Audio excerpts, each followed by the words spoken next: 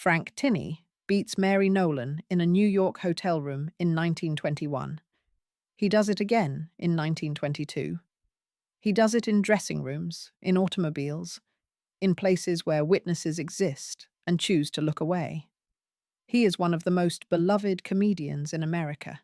She is 22 years old, a chorus girl from Louisville with a face that stops rooms, and she is being destroyed by the man who discovered her. Broadway knows. Florenz Ziegfeld knows. The newspapers know. They print his name in lights and hers in courtroom columns, and when the case finally reaches a judge, Tinney's lawyers argue that she provoked it. The judge agrees. Tinney walks out and gets a standing ovation at the Winter Garden that same week. This is not a love story. This is not a cautionary tale. This is a record of what men in power do when they are permitted to. They didn't need to conspire. They just needed to agree, quietly, that she was worth less than he was. That agreement is still in effect. Subscribe if you think it shouldn't be. The first documented time Frank Tinney strikes Mary Nolan, she is still going by her real name, Imogene Robertson. It is the spring of 1921. She is performing in the chorus of the Ziegfeld Follies, one of 32 girls in feathered costumes on the New Amsterdam Theatre stage on West 42nd Street, the most prestigious chorus line in the world. She has been plucked from Louisville, Kentucky, 18 months prior, sent north by a mother who believed in her face the way gamblers believe in cards. She is 21. She has never been to New York before. Tinney is the star. He is 43, rubber-faced, known for physical comedy so frantic it left audiences breathless and critics reaching for superlatives. Variety had called him the funniest man alive. He had performed for the King of England. Florenz Ziegfeld paid him more per week than most men earned in a year. He notices Imogene Robertson in the second week of rehearsals. What follows is called, in the Breathless Society columns of 1921, a romance. He is married. His wife, Edith, is back in their Connecticut home with their children. Tinney does not mention this to Imogene Robertson. He takes her to dinner at Shanley's on Broadway, buys her gardenias, sits across from her with his famous sad clown eyes, and tells her she is the most extraordinary creature he has ever encountered. She believes him. She is 21. He is one of the most powerful men in the American entertainment industry. This is not seduction. This is a transaction with undisclosed terms. The first incident occurs, according to her later testimony, in the Astor Hotel. Room 619. He strikes her across the face with an open palm after she asks him whether he intends to divorce his wife. She falls against the writing desk. He tells her that she has embarrassed him. She leaves with a bruise along her cheekbone that she covers with stage powder the following morning, and she says nothing because she has been in New York for 18 months, and she understands, already, how quickly girls disappear from the chorus when they become inconvenient. She stays. This is the thing that requires examination. She stays because leaving means Louisville, and Louisville means a life that has already foreclosed. She stays because Tinney, when he is not hitting her, is magnetic in the way that damaged men with power sometimes are, charming and dangerous in the same breath, and impossible to separate from the opportunities he represents. He introduces her to Ziegfeld. He puts her name in front of producers. He is simultaneously her abuser and her only pathway into the industry. This is not a coincidence. This is the mechanism. By the spring of 1922, the violence is no longer a secret. At least 3 members of the Follies Company have witnessed incidents. A stagehand, named in contemporary court documents, saw Tinney shove Robertson into a dressing room doorframe during a backstage dispute. One of the other Ziegfeld girls, her name withheld in the newspaper accounts, tells a reporter, off record, that she has seen the bruises on Robertson's arms on two separate occasions. Ziegfeld says nothing. His production managers say nothing. His stage director, worried about the show's schedule, reassigns Robertson to a dressing room on a different floor and considers the matter resolved. This is the first administrative response, not intervention, but distance management.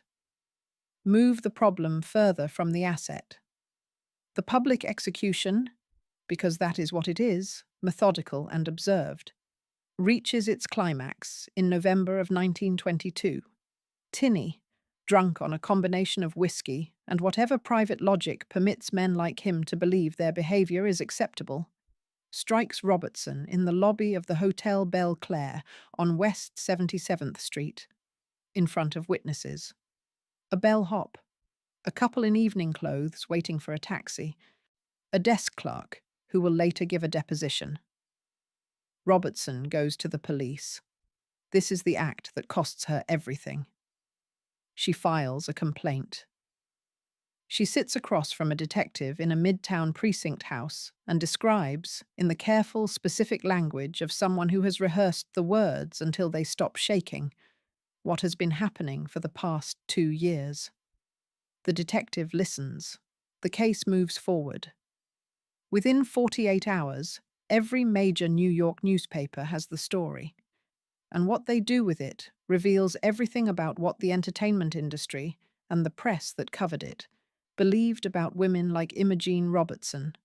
The New York Daily News runs the story on page 4 with a photograph of Tinney in his stage costume, captioned, "The comedian in his famous clown role." His expression in the photograph is mournful, comic, sympathetic. Robertson's photograph, when they finally run one, shows her in a showgirl costume. The implication is not subtle. The New York World notes that Tinney denies the allegations strenuously and that Robertson was known to have a volatile temperament. She has never been in a newspaper before. She has no publicist, no manager, no one to speak on her behalf. Tinney has an attorney, a press agent, and 40 years of goodwill banked in every column that has ever praised his genius. She has a bruised face and a police report. This was not a misunderstanding. This was policy. To understand what Tinney takes from Imogene Robertson, you have to understand what she came from and what she was willing to survive to escape it. She is born in Louisville, Kentucky in 1899. The house is respectable the way Louisville in 1899 defines respectability. Sufficient furniture, a piano nobody plays particularly well, a mother named Lena, who understands that her daughter's face is the family's best financial instrument. Imogene is beautiful in an unsettling way, not prettily, not decoratively, but with the kind of bone structure that makes people on streetcars stop talking mid-sentence. Lena Robertson sees this and begins investing in it when Imogene is 12. Dance lessons on Saturdays, elocution on Thursdays, a dress for recitals that costs more than the family can reasonably afford, purchased anyway, because Lena understands that the dress is not a luxury, it is an advertisement. Imogene performs at church socials, at civic events, at the kind of Louisville evenings where men with money attend and watch young women demonstrate their accomplishments.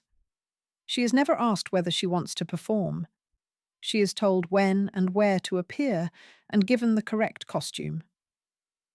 By the time she is 16, her mother has her entered in local theatrical competitions. She wins 2.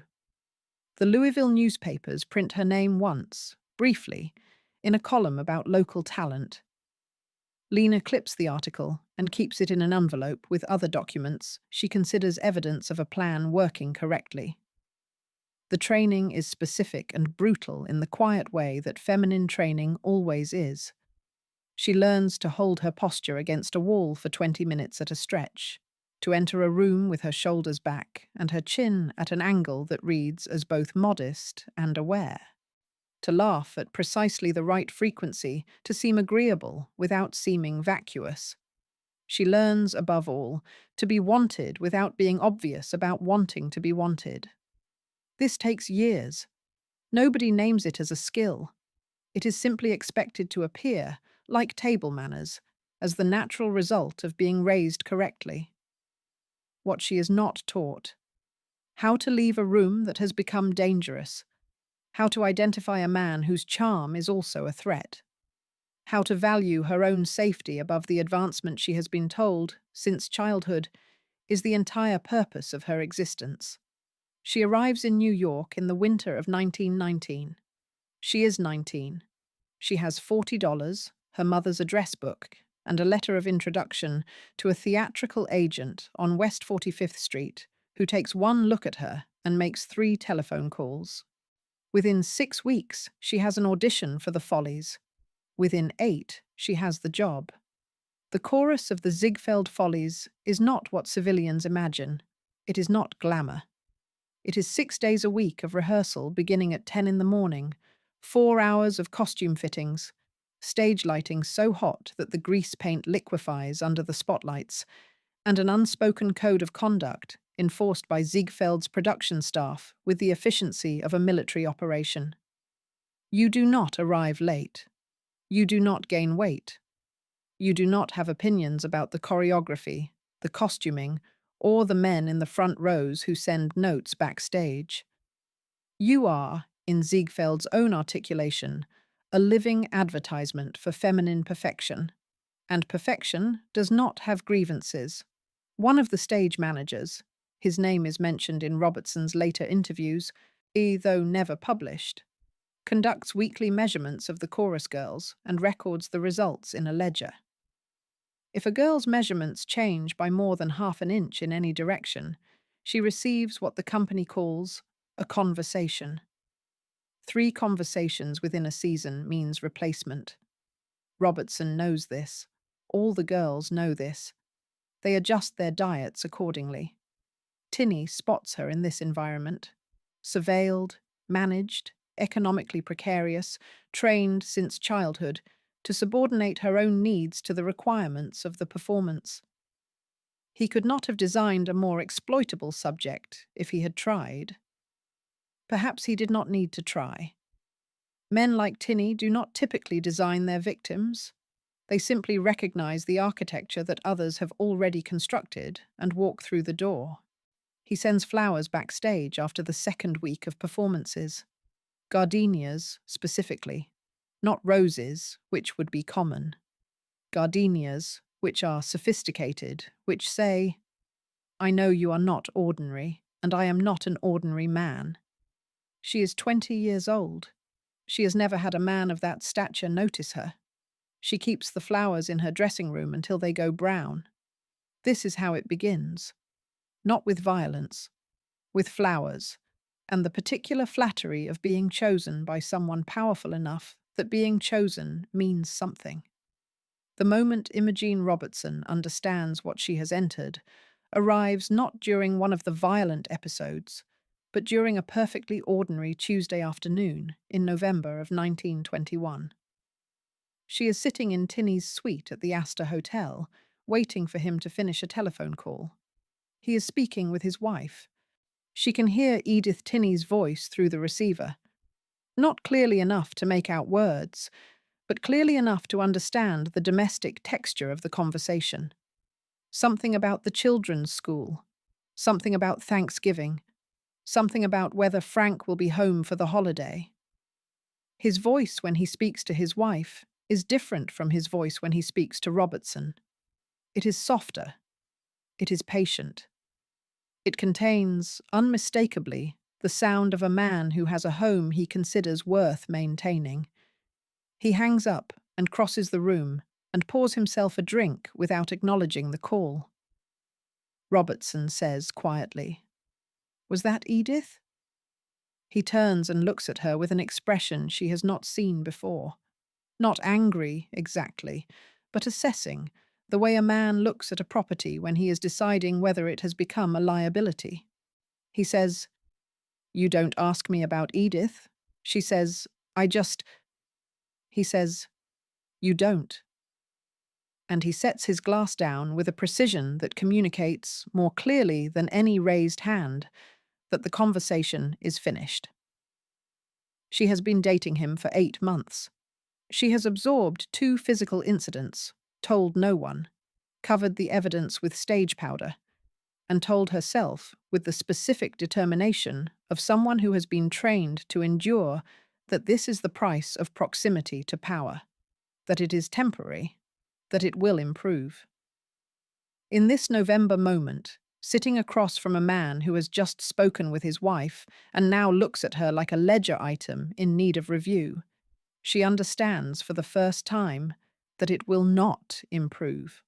She understands this with her entire body, the way genuine knowledge sometimes bypasses the mind entirely and lands in the chest.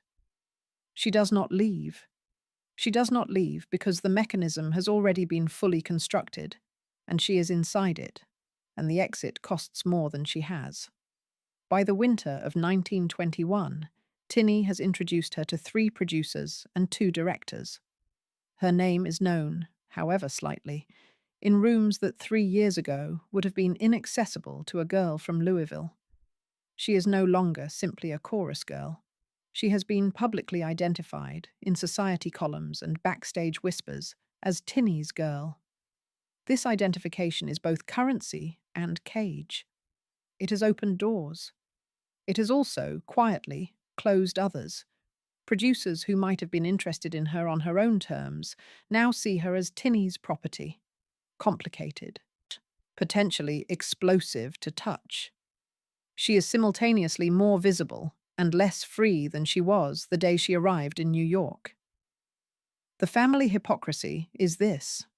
Every person who benefits from the system Ziegfeld has constructed requires the continued exploitation of women like Robertson in order for the system to function.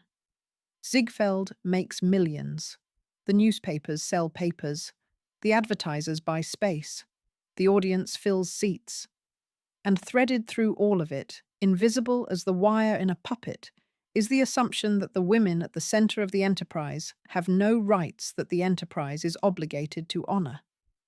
There is a conversation, overheard by a wardrobe mistress named Helen, described in court documents from the 1922 proceedings, in which a Ziegfeld stage manager tells a production assistant that Robertson was asking for trouble by making herself available to a man of Tinney's temperament. This is said in a backstage corridor in the New Amsterdam Theatre. It is said in a normal voice, at normal volume, without any apparent awareness that it constitutes a moral obscenity. This is not a villainous aside. It is the institutional policy, spoken aloud by someone who has internalized it so completely that he does not know it is policy. Robertson makes her choice in January of 1922. She chooses defiance, though she would not have used that word. She begins performing on her own. She contacts a theatrical agent, not Tinney's agent, and auditions for a revue called The Greenwich Village Follies. She does this without telling Tinney. She is hired. When Tinney finds out, the violence escalates. He appears at her apartment building at midnight, shouting from the street. He sends a letter through his attorney asserting, with the magnificent confidence of the powerful, that she has no right to pursue theatrical engagements without his knowledge. The letter has no legal basis. His attorney sends it anyway, because the purpose is not legal. The purpose is to demonstrate that she exists inside a space he controls, and that the space does not have doors she is permitted to open from the inside. She opens the door anyway, and for this, she will be destroyed. The case of Robertson versus Tinney, she will later change her name, but at the time of the proceedings, she is still Imogene Robertson, opens in a New York municipal court in December of 1922. She has filed a criminal complaint for assault. The complaint is specific, dated, corroborated by the Belclair Hotel desk clerk, a bellhop named in depositions as George Farrell, and the couple in evening clothes, whose names appear in court records as Mr. and Mrs. Arthur Beckwith of West End Avenue. 4 witnesses, 1 bruised cheekbone, 1 police report. By any ordinary legal standard, this is a prosecutable case. Tinney's defense team, 3 attorneys, retained at a cost that contemporary accounts suggest exceeded $4,000, proceeds on 2 simultaneous tracks. First, destroy Robertson's character. Second, position Tinney as a beleaguered genius, driven to distraction by an unmanageable woman. The character destruction begins before the trial. In late November, a story appears in the New York Evening Telegram, its source unidentified, its provenance suspicious, noting that Robertson has been known to frequent establishments of a questionable character on the West Side. No addresses are given, no establishments are named.